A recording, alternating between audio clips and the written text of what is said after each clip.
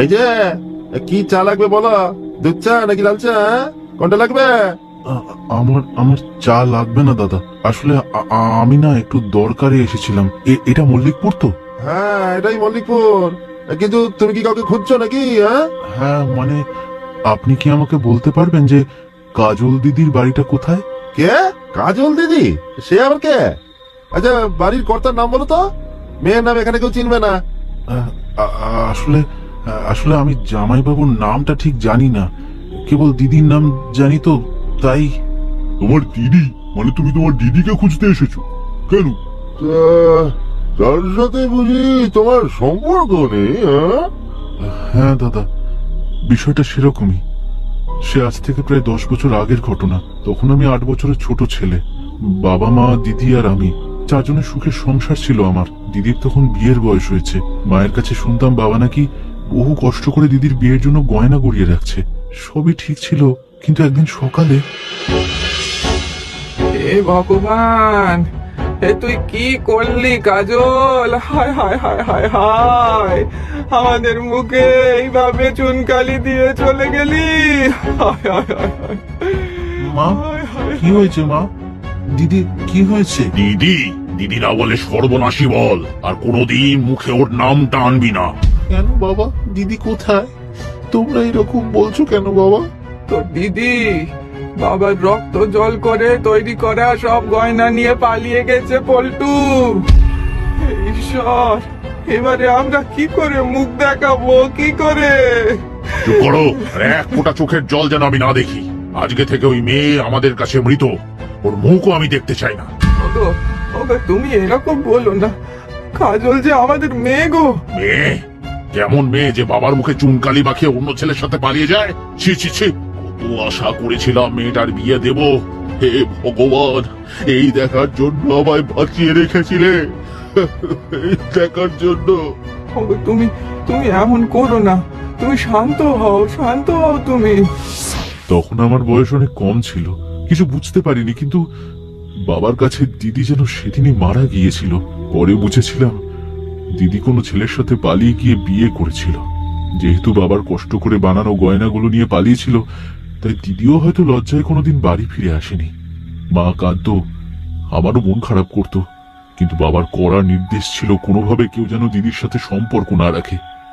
দেখতে দেখতে 10টা বছর কেটে গেল। কিন্তু আজকে আজকে আমার বাবা শয্যাশায়ী। একটিবার দিদিকে শেষ দেখা দেখতে চায়, তাই আমি এসেছি ওর খোঁজে। পল্টুর কথা শুনে সমবেদনার পরিবর্তে সকলে যেন ওর দিকে কিছুটা সন্দিগ্ধ চোখে দেখলো। ওরা যেন মুখ টিপে হাসলো। তারপরে দোকানে কানাই বলে উঠল, বাহ বাহ বাহ বাহ বাহ বাহ বাহ বাহ! গল্পখানা তো খাসা লিখেছো খোকা। তো বলি, বইটাই লেখা হয় নাকি? মানে? একটা ছেলে রে, বলি আমাদের কি বোকা ভেবেছ? তুমি এইসব গল্প দেবে আর আমরা মেনে নেবো বুঝি?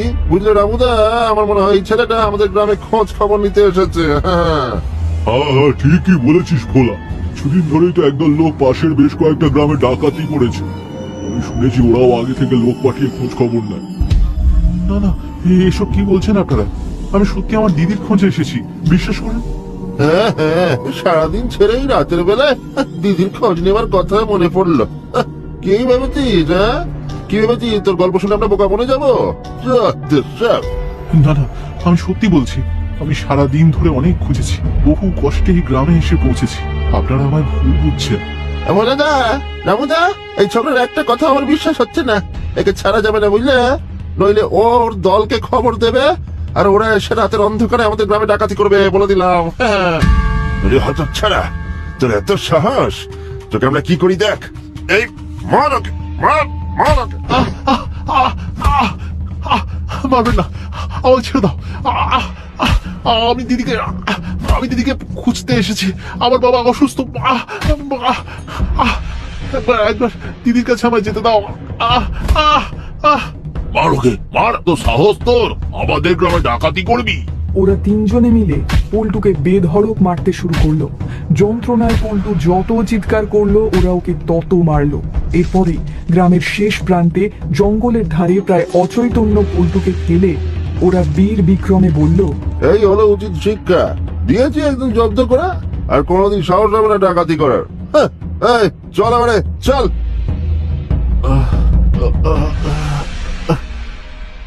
পল্টু তখন অর্ধ অচৈতন্য অবস্থায় পড়েছিল, যন্ত্রণায় কাতরাচ্ছিল। হঠাৎই একটা খুব ক্ষীণ অথচ পরিচিত স্বরে যেন সম্বিত ফিরে পেল সে।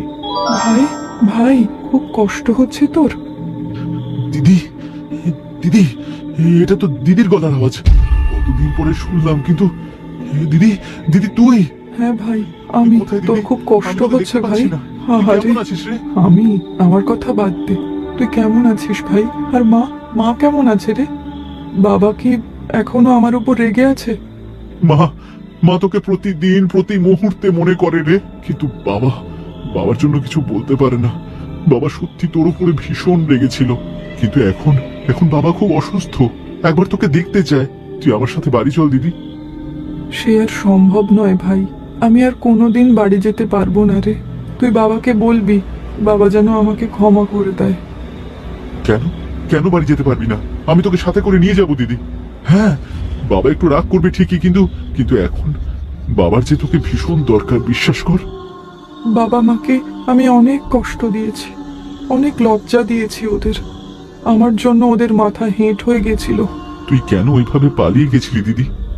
আর হ্যাঁ, জামাইবাবু কেমন আছে দিদি?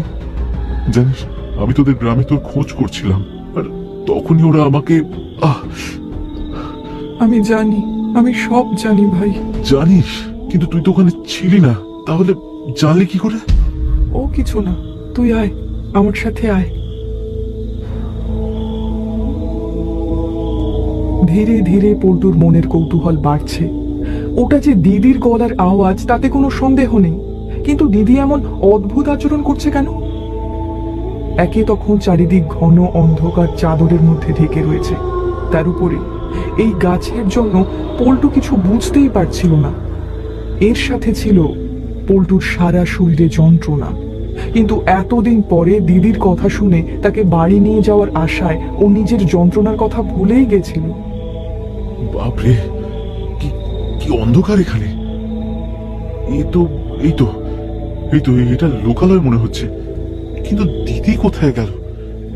দিদি, দিদি, দিদি, দিদি, তুই এখানে দাঁড়িয়ে রইলি কেন? আমার সাথে বাড়ি চল দিদি। মা তোর পথ চেয়ে বসে আছে, আর বাবার হাতে তো বেশি দিন সময় নেই রে। দিদি চল চল আমার সাথে। পল্টু কথাটা বলেই ছায়ামূর্তির গায়ে হাত দিতে গিয়েই চমকে ওঠে। সে দেখলো সেখানে কিছু নেই। একটা গা শিরশিরে ঠান্ডা হাওয়া যেন ওর কানের পাশ দিয়ে চলে গেল। পল্টু হতভম্ব হয়ে দেওয়ালের সামনে দাঁড়িয়ে রয়েছে। ঠিক তখনই একটা পরিচিত গলা শুনেই ওর সম্বিত ফিরল। আরে এরা তো সেই ছেলেটা রে, যাকে আমরা মেরে জঙ্গলের মধ্যে ফেলে এসেছিলাম। দেখ দেখ, সেই ছেলেটা না? তাহলে বেটা এখানে এলো কি করে? এই, ও এখানেও দলের জন্য অপেক্ষা করছে না তো? হ্যাঁ, এ বলছিস চন্দন? এই, তোকে এত মারলাম আর তুই আবার আমাদের গ্রামে ঢুকলি? তোকে এবারে আর ছাড়বো না বলে দিলাম। দোহাই তোমাদের, আমি নির্দোষ, আমি কিচ্ছু করিনি। আমার দিদি আমাকে এখানে নিয়ে এসেছিল। তোর দিদি? এই তো বলেছিলি দিদিকে খুঁজতে এখানে এসেছিলি। আমরা তোকে জঙ্গলে মেরে ফেলে রেখে এসেছিলাম, আর তুই বলছিস দিদি তোকে এখানে এনেছে? জোচ্চর, ঢপবাজ, মিথ্যে কথা বলা। বিশ্বাস করো, আমি মিথ্যে বলিনি। আমার দিদি সত্যি এই দেওয়ালের সামনে এনে দাঁড় করিয়ে দিয়েছে আমাকে। কি দেওয়ালের সামনে? অসম্ভব, মিথ্যে বলছিস তুই। বলা, এই ছেলে মোটেই সুবিধার নয়, ওকে আর ছাড়া যাবে না। একটা জানোয়ার। এই কি হচ্ছে এখানে? ওকে, ও ডাকাত দলের সদস্য মোড়ল মশাই, ডাকাতি করার জন্য গ্রামে ঢুকেছে। হ্যাঁ, মোড়ল মশাই, আমাকে দয়া করুন, বিশ্বাস করুন, আমি ডাকাত নই। আমি আমার দিদি কাজলের খোঁজে এখানে এসেছিলাম। আমি ওদের বললাম, কিন্তু ওরা বিশ্বাস না করে আমায় মারধর করছে। মিথ্যে কথা। ওর কথা বিশ্বাস করবেন না মোড়ল মশাই। ও নির্ঘাত ও ডাকাত দলের জন্য অপেক্ষা করছে। একটা বজ্জাত, তোকে আমি